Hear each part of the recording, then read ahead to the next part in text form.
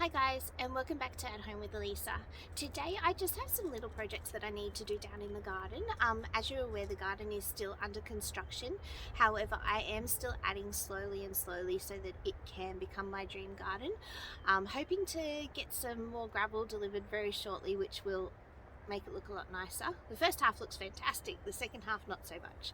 So I'm working on working in the garden at the moment, but today I need to do just some things that I had left over, just some chores. So last week you might have seen my video on planting, pruning and also spraying my roses, and I mentioned that I actually didn't have any fertilizer. So I've been to the shops and I've picked up, this is the only one that I use for my roses. I have been using this for a couple of years now, and I've always had really good success with my roses. I did have a great chat with a really great rose grower, and he put me onto this, and he put me onto the lime sulfur, which is what I was spraying last week.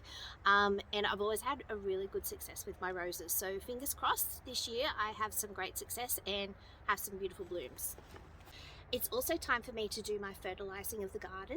I fertilize all of my garden beds. I do avoid certain plants like yarrow. Yarrow doesn't like to be fertilized at all, but there's other plants that really love a good feed, and garlic being one of them. So I know that I need to top up some of my garden beds. So that's what I use, Osmocote. Now I put that in with every new planting. I write it on the lid here. So I've obviously just got a new tub, but I haven't tipped off August yet, and I know that if I feed in August and then I do December and obviously April, and I put them in with every new planting as well, so that will make sure. I did have some issues with my soil. It wasn't fantastic when I got it. I got it from a landscaping company that I won't be using again. So I know that I need to add some amendments to my garden, and this is one of them. So I recently went to a big box store and I picked up some osteospermum. Now I had it grow, also known as African Daisy. I had it growing last year in our garden and it looked absolutely magnificent. It just provided some beautiful pops of colour. However, with our weather, it died. It basically rotted out and just shriveled up and died. So they are a drought, more of a drought plant, which in theory is exactly what we need here. However, with our rain and weather that we've been having, look at those.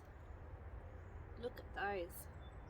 With our rain and weather that we've been having, they generally haven't tend to like too much rain. I did have them in in-ground garden beds, which was the rose garden, which I've explained before was actually one that was washed out. It had flooding the whole way through that garden bed. So this time I'm actually going to plant them in a raised garden bed, and hopefully I get a little bit more success. Now I did purchase these before it was confirmed that we were getting our third round of La Nina. I think it's sometime in the next month or so we're expected to receive that, but hopefully in an in an above ground garden bed they should be okay. I'm crossing my fingers for them. So they are drought plants, and as you can see I've had them sitting on a shelf for a little while and haven't planted them out, so they've gone a little bit on a lean. So they will absolutely cover in flowers, and I love the colour. Like, can you see look at that? And then they're all like such a romantic mix. It's kind of cute. And then this one as well. So just beautiful. Today I'm also looking to plant some bearded iris into my garden. I was very lucky enough to receive a beautiful birthday present, and it was full of bulbs, bearded iris, peonies, all different sorts of things, and some roses. So thank you very much if you're watching, Nanny. But I am planting these ones into the garden today. So I have got quite a few bearded iris in my garden already, in the rose garden in particular, and they survived all the flooding, thankfully. I transplanted them and they're doing very, very well.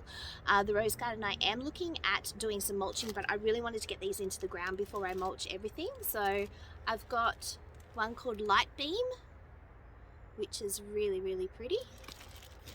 Now I think I might have this one already. It's called Babbling Brook, and it's so, so pretty. And this one I don't have, called Kerry's Kirtle. So that's a pretty one as well. So as I said, I do get a lot of my bearded iris from Mr. Daffodils because they're just really easy to get my hands onto. So I can't wait to plant these out into the garden, and then that way I'll be able to actually get it mulched and get it looking nice. So finish up that rose garden because it's not going to flood again, right? Positive thinking, it is not going to flood again.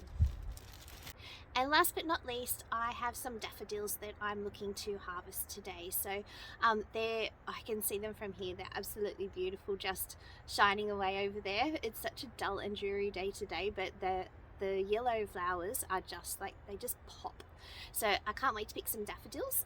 So I'll take you with me for that.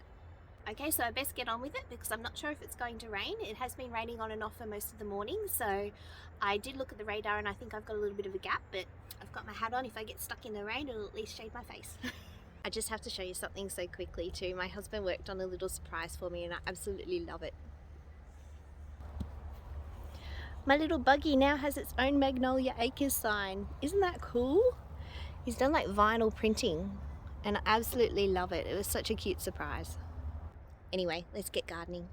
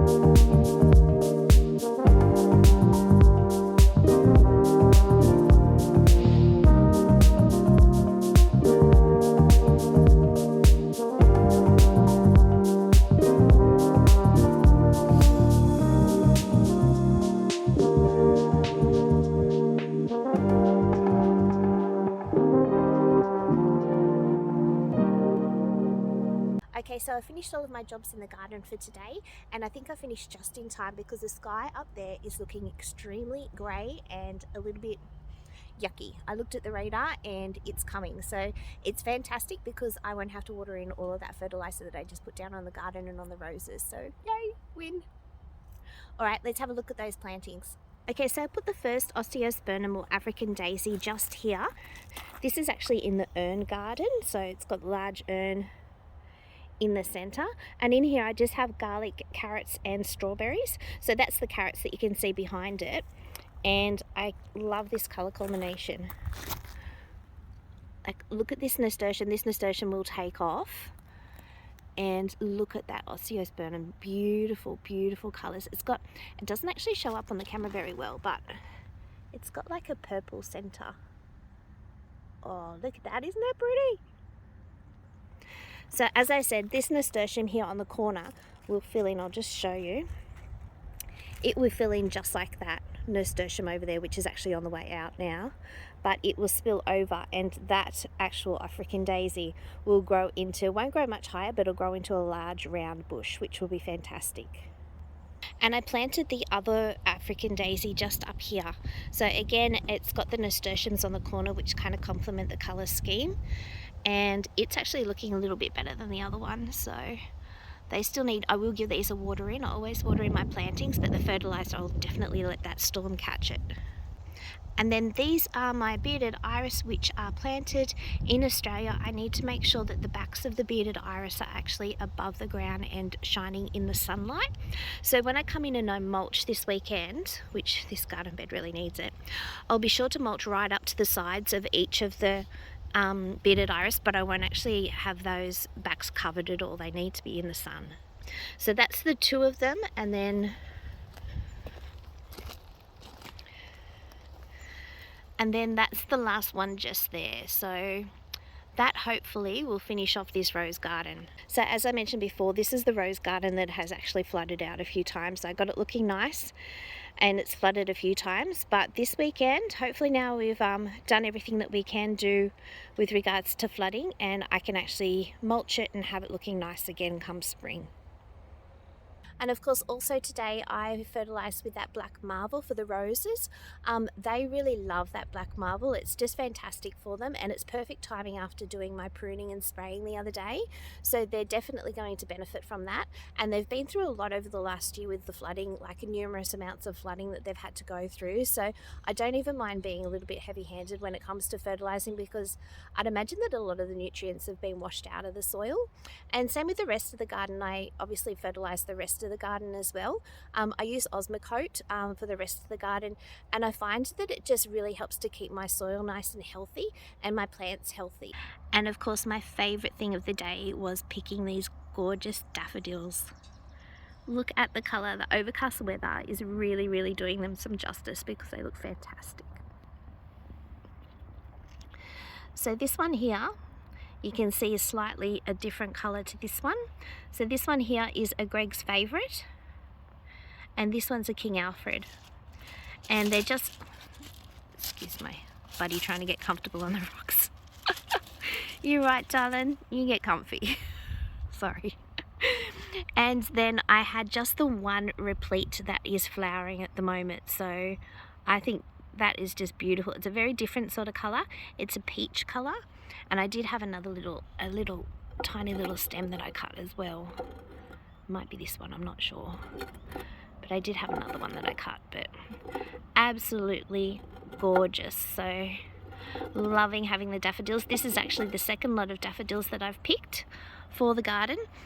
One thing you do have to be careful of when it comes to daffodils, I don't know if you might have noticed, but when I was cutting them, like a milky substance kind of sap comes out of the bottom of the stems of daffodils.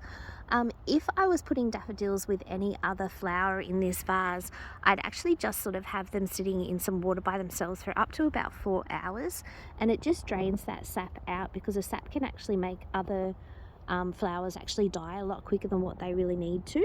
So that's always one thing to be careful of whenever you're picking daffodils. So thank you so much for joining me today while I just got some gardening maintenance done. I do love just pottering around in the garden and doing little bits here and there. Sometimes it's nice than doing a really big project.